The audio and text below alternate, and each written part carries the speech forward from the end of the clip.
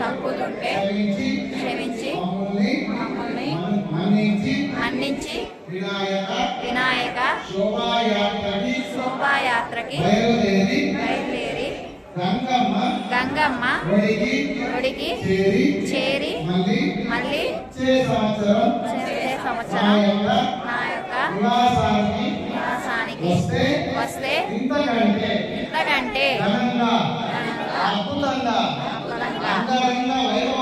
అంగరంగ వైభవంగా ఈ యొక్క పూజలు చేసుకును.